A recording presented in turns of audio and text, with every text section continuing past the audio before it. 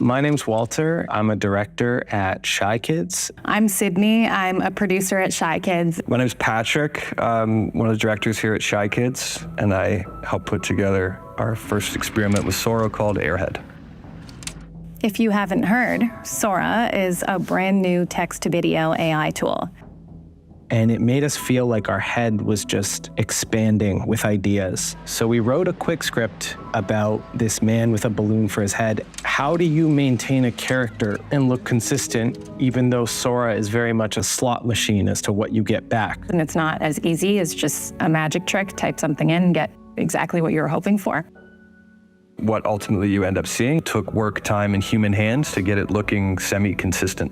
Be that through the curation, the script writing, the editing, the voiceover, the music, sound design, color correction, all the typical post-production stuff. We've always embraced new technologies. Using Sora definitely opens up a lot more possibilities, especially with indie film crews working on low-budget projects, which oftentimes I am. Given the opportunity to experiment with it, my personal goal was to highlight the optimism that can be found in it. Even with a technology that some might deem as cold and impersonal, you can still bring your human intuition with storytelling into it and create something that works. No, I think Airhead is figuring out life and feels a little bit different from everybody else, but ultimately learns to embrace those differences. And I think that filmmaking is all about perspective. It's all about who's coming from a unique place.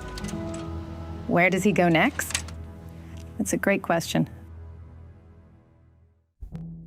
Okay, hey guys, it's James here. In today's episode, we have Wlater Woodman, who has been creating a short film with Sora, the new video generated by OpenAI. I won't go into too much detail about OpenAI because all of you know about Sora.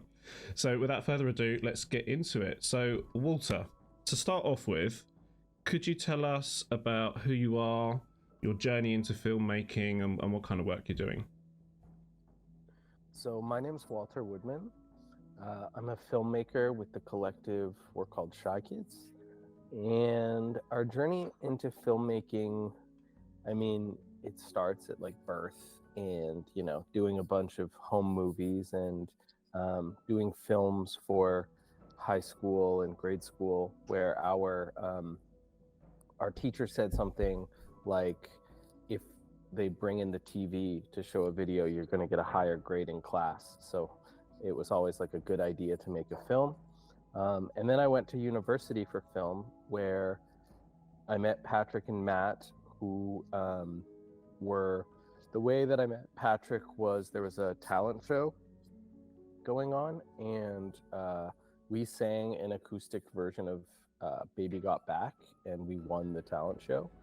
And from that point forward, it was just a fruitful relationship. And in the year that we were graduating, we made a film called Noah, and Noah was one of the first short films that took place almost exclusively on a computer screen. And so essentially what happened was Noah won the Ryerson Film Festival, which was the university we went to. And then it got entered into TIFF, and that year TIFF had partnered up with YouTube, so the film went online. What's that? And the International Film Festival, is that right? TIFF, yeah, Toronto International Film Festival, yep. And that year they partnered with YouTube, and Noah went online and just garnered like millions and millions of views. And so from that point forward, we kind of decided, okay, let's go take films. I think this is going to be this is our calling. We had worked on a whole bunch of films. A lot of the work that we do is in the animation and editing and VFX world. So we helped a lot of other people come out with their ideas. But fast forward to this year, the way that we got hooked up with OpenAI and Sora was our producer, Sydney Wlater, made an installation for a film called Dollyland. And Dollyland was a film by Mary Herron and Pressman Films. And it was about the life of Salvador Dali. And Salvador Dali lived at the St. Regis in New York. But it was actually, again, the Toronto International Film Festival, so things come full circle, that the team at Pressman wanted to make an installation in the lobby of the St. Regis, which is where Salvador Dali lived. Not the one in Toronto, the one in New York, but they wanted to make an installation for the festival. And so Sydney made this installation. It was amazing. It made the lobby look like Salvador Dali's studio. And inside of that, there was a piece of canvas that you could go up to somebody who was like dressed like a bellhop, and you could ask them to create a surrealist portrait. And using OpenAI's DALL-E, which Salvador Dali, you could make this portrait and like take a picture with it. So the OpenAI team came to visit to sort of inspect the installation and make sure it was not something they didn't want to put their name to or be a part of. And when they came, they sort of fell in love with Sydney's work ethic. And then Sydney showed our films to them, our sort of catalogs of films. And all of our films generally are about sort of technology or an interesting use of technology. So from there, we joined something called the OpenAI Artist Group, and we were very active members, and we would organize events and talk to people. And when Sora came out, we saw it at the same time as everyone else. We saw those first images that they sort of released and were flabbergasted by them. And then they kind of tapped us on the shoulder and said, hey, would you guys like to try this out? And so, of course, we said, yes, we would love to. And so very quickly after that, we made Airhead.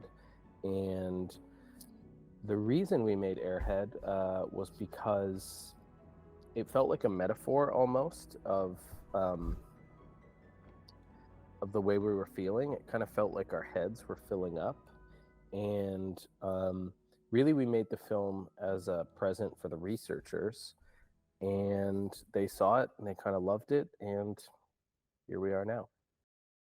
Okay, that's a very interesting story, Walter. Thank you.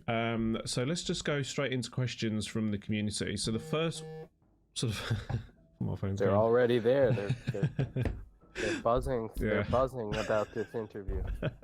So the first question is from Chris Clark, who's Global Head of Program Strategy at Red Bull. He asks, how long it took to make the final film, including post-production work? How long would it have taken to make something similar without Sora? Also, he says hi. Hi, Chris Clark. Still waiting for my pack of 24 Red Bull. Red Bull gives you wings. I think oftentimes when we talk about time and speed in AI, it starts to enter this like really scary question, right? Because like faster means easier, means less people, means all this kind of stuff. And I think that I'll tell you how long it took, but I just think it's worth saying that the reason it took us this amount of time is because we are very efficient and our skill set was very suited to filmmaking in this way. We have history of animation and editing, and so that's why it took the time that it did. There's a lot of things that we would make as a team that in a very small period of time that I think would look very impressive. And that's because we've been doing it for so long. That's not to pump ourselves up. I'm just saying that, like, yes, it took us about a week and a half. But, you know, that was an insane week and a half where all we were doing for that time was working on this because we were so inspired and so moved and just really wanted to sort of share the love that we were feeling and the overpouring of creativity that we were feeling with the researchers and with the other people. So it took about a week and a half all in. And how long it would take without the use of Sora, I think is a really difficult question to ask. And the reason is because, truth be told, I just don't think the film would exist without Sora. We kind of, when we first got access to the model, we began dusting off all of our like old ideas from notebooks and from folders and files that we would have. And guy with a balloon for a head was like a drawing that I had that I just drew. And I just don't think we would have made it if we didn't have access to this. So I think that the question is not how long it would have taken traditionally, but just rather, would this have existed or not without Sora? And I would say firmly it wouldn't. And that it took about a week and a half. And I don't know how long it would take. I'm assuming it would take a lot longer. The physics of a balloon is like a hard thing to replicate and do. However, yeah, I think it's, again, every frame that we did in this film was touched by editing or VFX or animation or rotoscoping, which we know how to do quite well. So yeah, but the short answer is about a week and a half it took us to do this. Interesting. Okay, so I realize you can't answer any questions about interface. Could you say how do you go about generating? Like, how does it compare to something like Runway or Pika or Midjourney? Sure, I think there's a lot of similarities between all of those different models and programs. I would say that the thing that differentiates them is just it feels like the power of Sora is just more capable and more strong, especially when it comes to live action, and the smoothness and the sort of consistent image, I think, is like really the difference maker. I would say that it works very similar, however, as a lot of those, what you had just mentioned. And I think the reason, by the way, that we can't talk about that is not because I don't want to talk about it. It's just that the OpenAI team have suggested essentially that this model is consistently changing all the time, and it would be really bad to share things and features that get axed and feelings that get axed. And I can say that while using it, it has changed dramatically, just in the way that things work. I would say what's really interesting is how much they listen to the community. It's a really interesting community of diverse and interesting brains. And I mean, some of the things even that our team have suggested specifically were implemented. Like, we suggested something, and then a few weeks later, it was a feature inside of what was done. So that's a really interesting thing. But I would say that really the interface and the way it works is not so radically different from those aforementioned other generative tools. Okay, so another question from Enrique F. Broll. He asks, he just wrote video processing times, which is similar to what Chris Clark has just asked. Sure.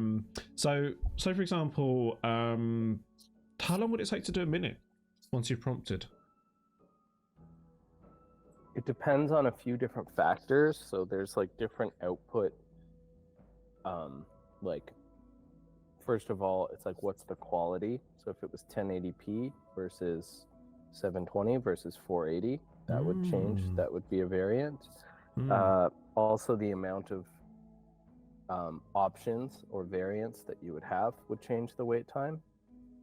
So if you said had like 4 variants or 2 variants or 1 variant, that would change the wait time. What do you mean by variant? Is that like Midjourney, where it gives you 4 different images? Yes. That's interesting. Yeah.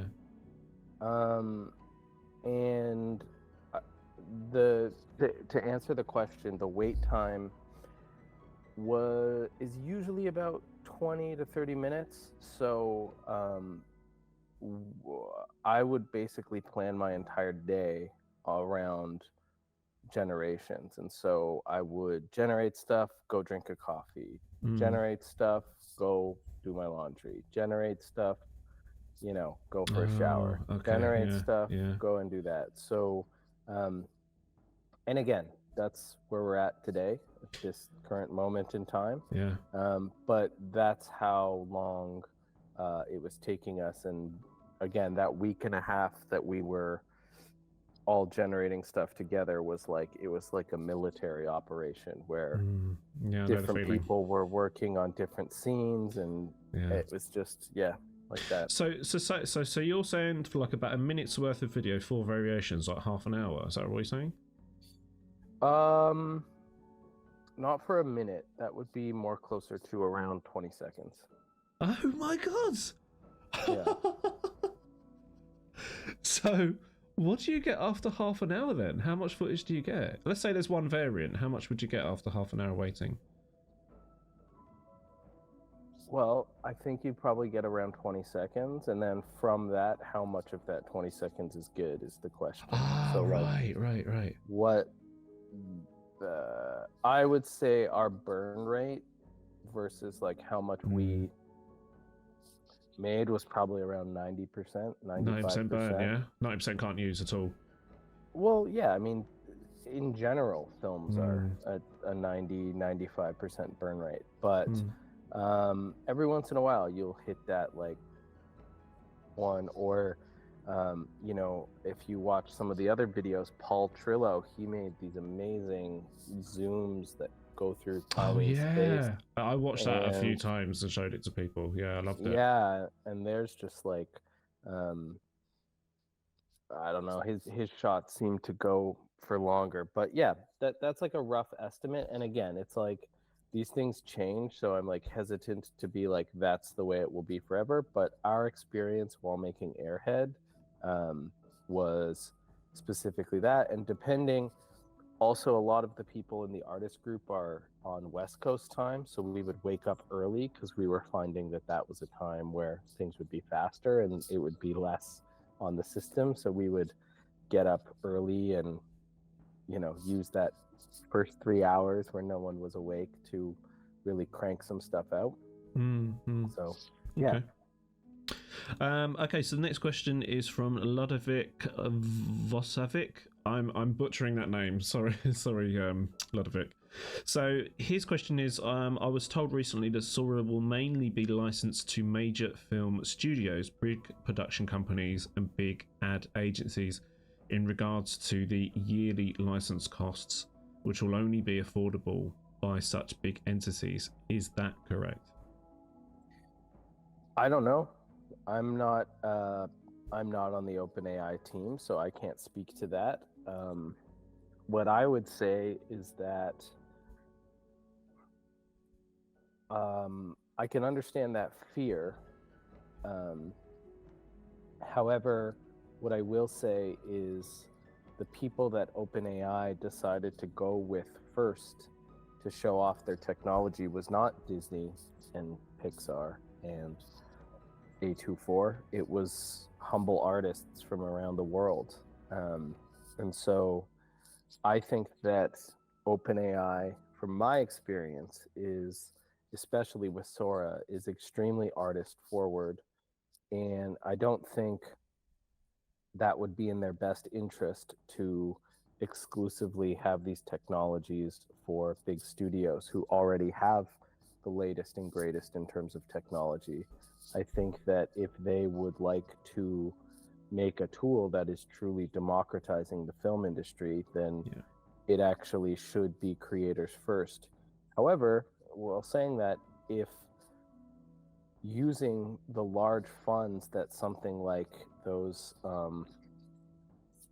big studios could provide, I think that would be a great way to subsidize more artists, like more independent artists. And so yeah, I'm not sure about that rumor. I don't have the answers, but I will say that in my experience, their goals have been about democratizing and giving more opportunities to independence than just making a tool that already the people with the biggest, baddest tools can already do.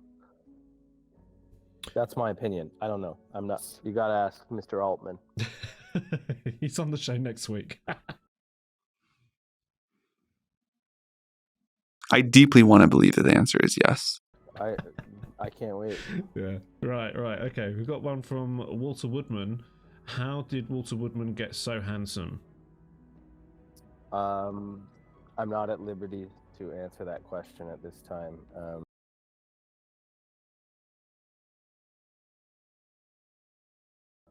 No, I actually wrote that question in jest. And I know. People liked it. And I was like, oh my God, people are going to think I actually am serious. I hope they know this is like a joke. Oh no, they're a smart crowd. They know. Yeah. Great. So we've got Chrissy Creamers. I think that's spelled Creemers. Wow. Creamers. Chrissy Creamers. I think so. I'm interested in finding out if Walter thinks Sora is or will be manageable enough to be considered for directional use in professional settings. As a director, working with something as unpredictable as a slot machine isn't ideal, except perhaps for B-roll footage. In my opinion, there are more promising tools available for this purpose. So basically, her question is basically, is it will be manageable enough to be considered for directional use in professional settings? It's a great question. Well, Chrissy Creamers, I would say that I keep going back to Canadian philosopher Marshall McLuhan that says the medium is the message. About McLuhan is that he really has a great knack for developing slogans, like the medium is the message. And I think that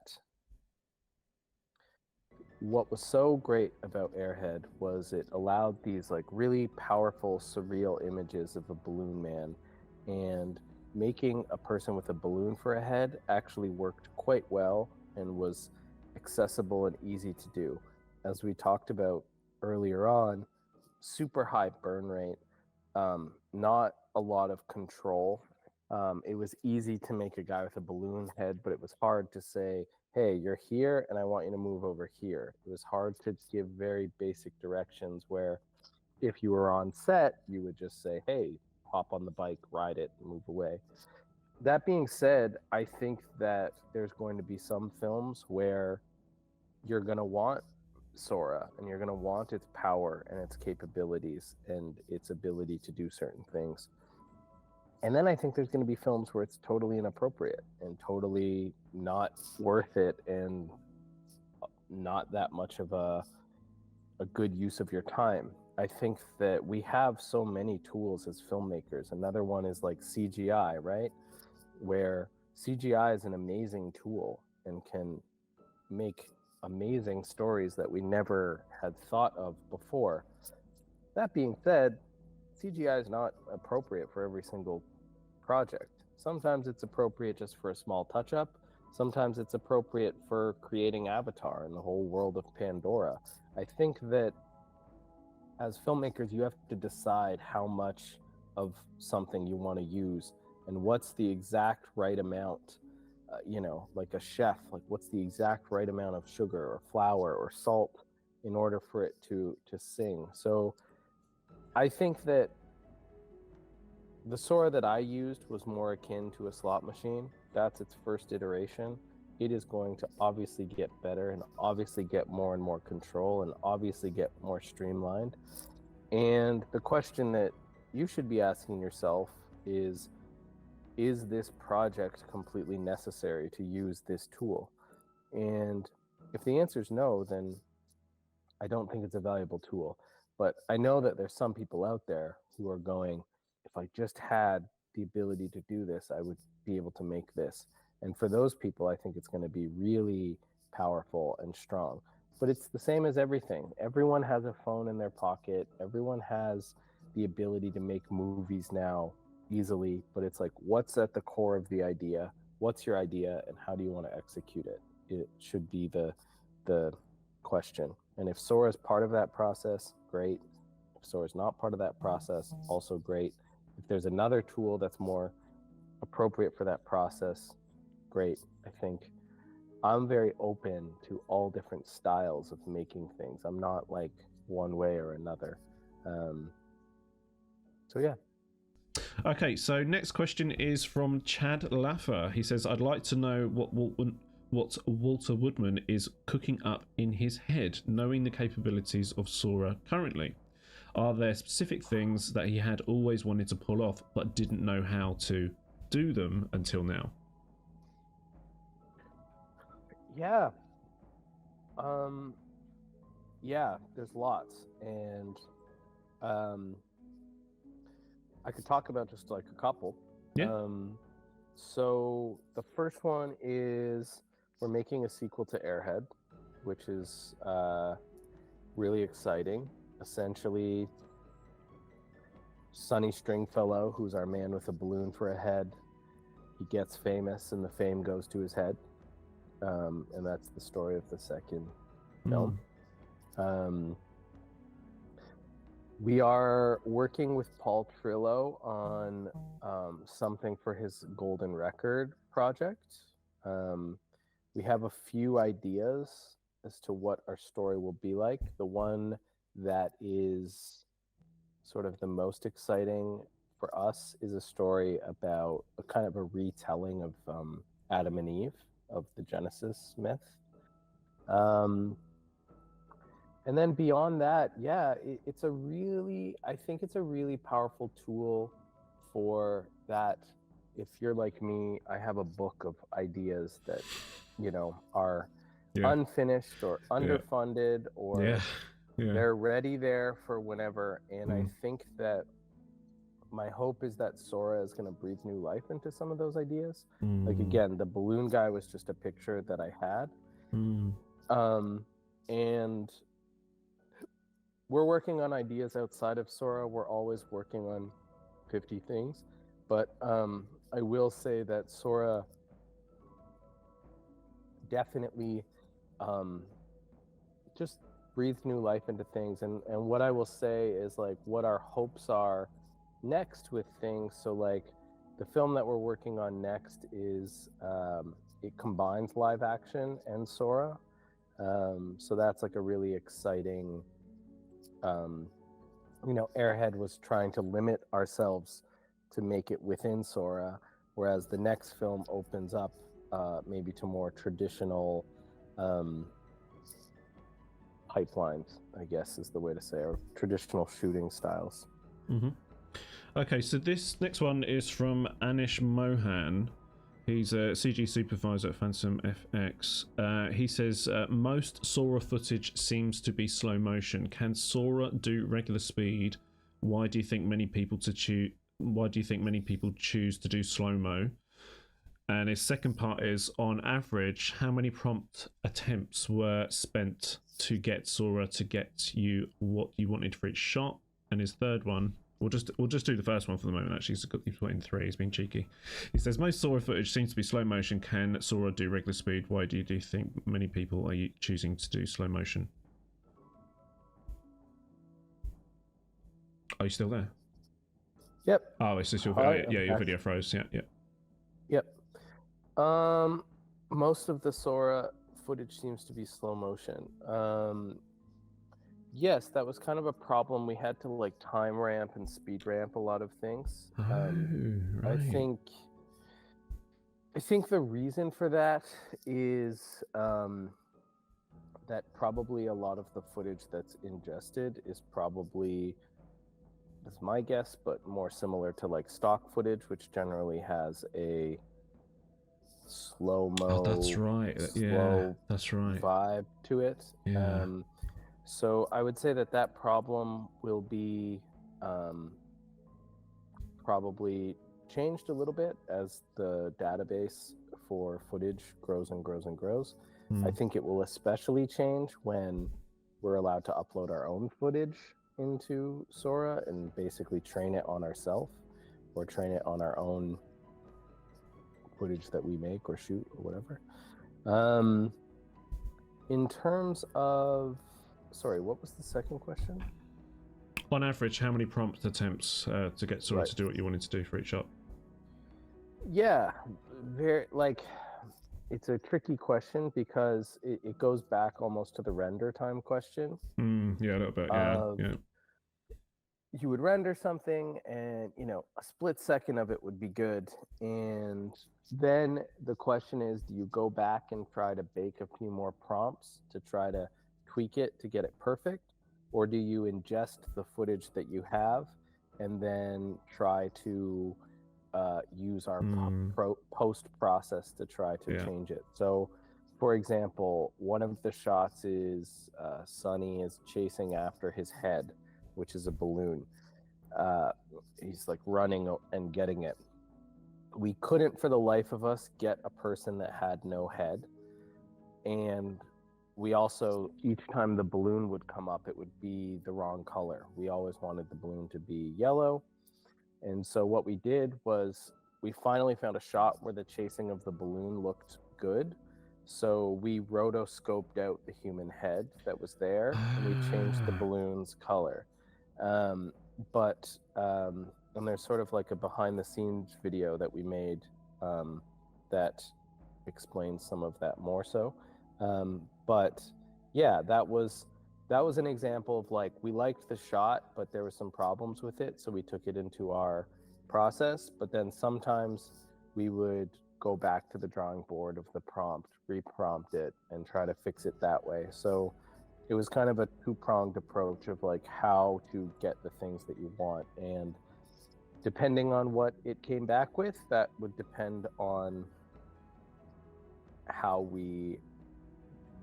if we decided to edit or if we decided to prompt again. So it's tough to say, because sometimes bang, first try, it would be like amazing.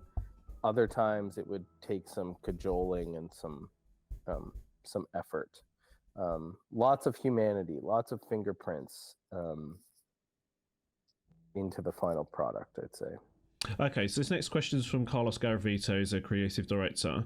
He says, "Hi Walter, I have a few questions. I'm wondering about the workflow and the UI setup experience of the Sora interface. Does it feel like Runway, or does it feel closer to After Effects?"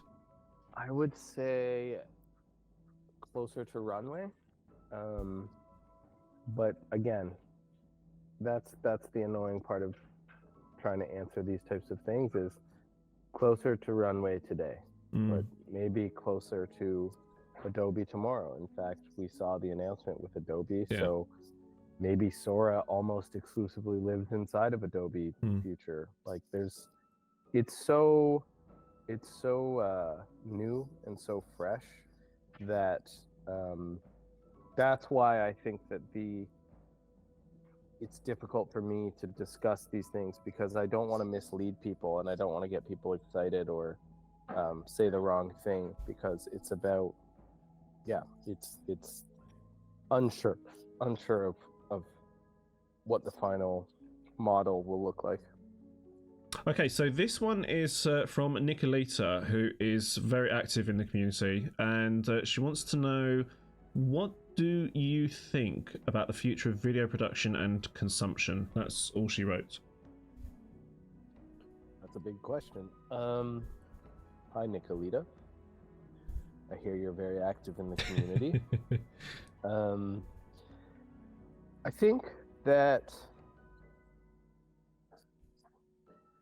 think personally, I am a student of history, and so the way that film has typically worked is, and we can look back at like the start of the history of film. So Lumiere brothers, they come out, everyone gets scared that a train is going to come and hit the people. There's a film of a train, and the train doesn't hit people. And in fact, it opens up this new world of creativity. And I think after the introduction of film and moving images came to be, it was almost like there's no improving on this. And then, we add sound, and then we add color, and then we add special effects and animation and all these sorts of things.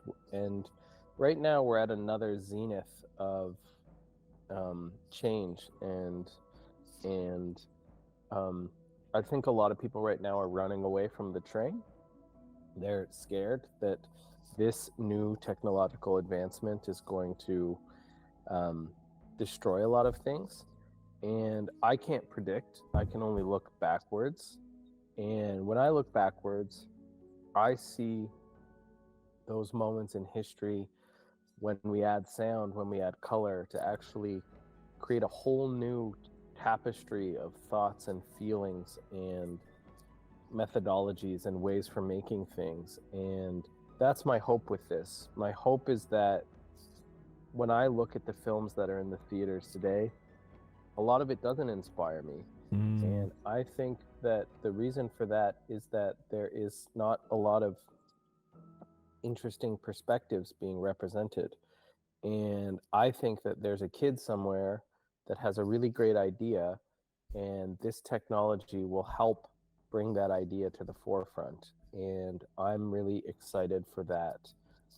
The other thing that I would say is that I'm like the biggest film nerd of all. I still develop Super 8 film that I shoot, and I don't think that's going away. The biggest film of the year was Oppenheimer, and that was shot on IMAX, film, like where you have to reload every 3 minutes of shooting because it's just so bulky. And there's filmmakers like Christopher Nolan that actively reject advancements of technology, and I think that that's okay too. I love Quentin Tarantino. I love going to his cinema called the New Beverly, where he exclusively plays 35 millimeter prints. I love film. I love the magic of cinema.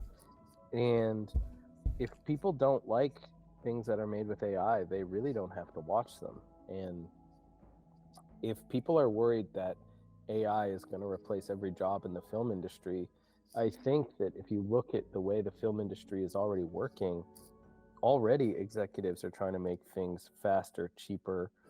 And so I feel I am more excited about the hopeful elements rather than the doom and gloom elements. I think the doom and gloom is more a reflection of the way we think of ourselves rather than what is actually possible. It's the same as politicians. I don't like a lot of the choices for politicians, and yet I am told that that's our only options, where collectively, if we decide that there's other options and there's other ways to do things,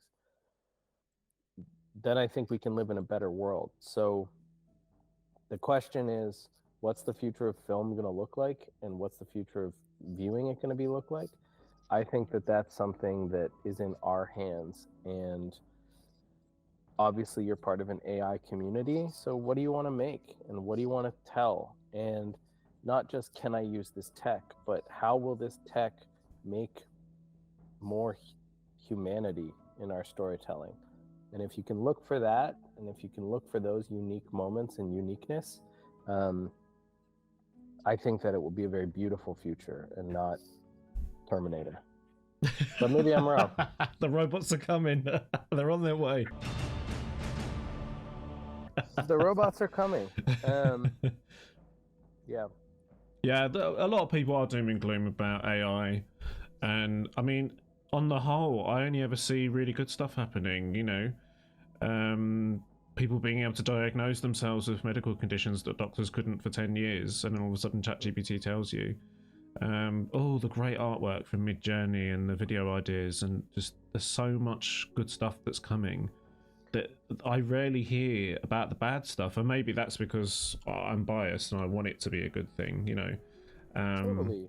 I mean, I think there's a lot of crap as well. Like, I'm not gonna sit here and go like, it's all great. Everything I've seen barfed out of Midjourney is like amazing. Yeah. But what I will say is, like, yeah, not every like movie I see is great. Not every painting I see is great. And God knows, not every song I hear is great. And because you have a tool that can generate a song for you like that, doesn't make it a good song. And Yeah. also, Yeah. just because you worked really hard on something, that doesn't make it a great song either. I know Yeah, people exactly. who have Yeah. spent 15 years on their masterpiece, and you look at it and you go, oh, I Yeah. don't know if that's great. It's about the end value, isn't it? I think, not the amount of time spent. Of course, Bob Dylan wrote Like a Rolling Stone in 10 minutes. Doesn't take away from the song. But I think what Bob Dylan, the true thing, and when we're talking about time, is actually Bob Dylan took a lifetime to write Like a Rolling Stone, not 10 minutes. The 10 minutes was the inspiration, but it took a lifetime. And yeah, the people that are doom and gloom, I think, don't have to participate in it at all. You can go, I'm actively not going to be part of anything that uses AI, and I am totally okay with that. Oh, what do you mean by that? What do you mean by that? I think that in the future we are going to have things that are like labels, like the way we have organic food. I think people are going to label themselves as organic filmmakers, and they're going to go, I used no AI, I used no whatever in the making of this film. And I think some people are going to gravitate towards that type of filmmaking in the same way people gravitate towards organic food. I try to eat a lot of organic food, so I understand that ideology.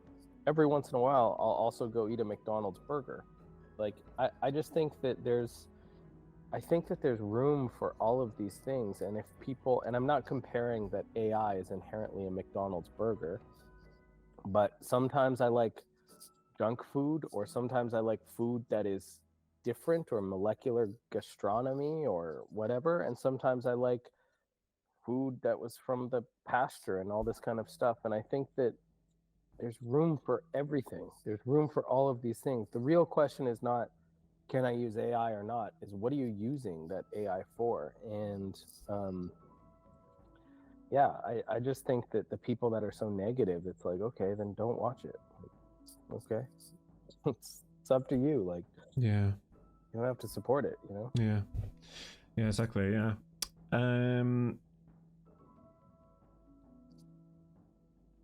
Just going through some of the questions. There are some like duplicates here. Okay, so this is the last question. So it's from there's loads more questions here. There's about 10 more people that I couldn't do questions for. So sorry if you asked a question it's not answered. So this one's from Joel James. He says, James, I would appreciate it if you could ask Walter these specific questions. Number one, does Sora completely replace the use of Runway, and will the workflow from Midjourney image to Runway video still exist?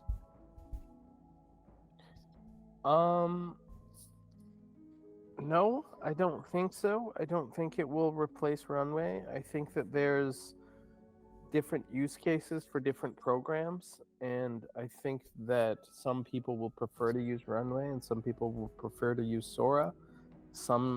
I think what will emerge is different things will be used for different styles of things. But I don't think so. That's not my thought. And it's been sorry, was there a second question there? Yeah, it says, what does Runway do better than Sora, and what are Sora's major down or turn-offs? I would say that, I don't know, it's like hard to compare the two. I think Sora making cogent, consistent live action is really, that's the amazing thing. All the videos that we've seen are kind of that. I would say something that Sora could use some improvement on is animation. I think anytime there was something that was more animated, it was not my favorite kind of thing, whereas maybe Runway is better at that. But again, these things are changing every day, so to say that is like not totally truthful. But what I can say is it's been such a lovely time talking with you, James. you guys should know that all the real interesting stuff happens in between the cuts. That's where the real fun conversations take place. But maybe we can do a part 2 or something like that. And Yeah. the questions we missed, we can get back to them. We tried to answer as many as we could, but I must be going. But maybe we could do a part 2. Okay, Walter, thank you so much for coming on. I'd love to do a part 2. This has been so fascinating. There was loads of stuff we talked about that I didn't really want going out on social media, and stuff that I've got to think about if I actually produce content around. So it'll be interesting if I do that. All right, Walter, thank you so much for coming on the show. Thank you, James. Okay. We'll talk to you soon. Okay, bye guys. See you later. Bye. Bye.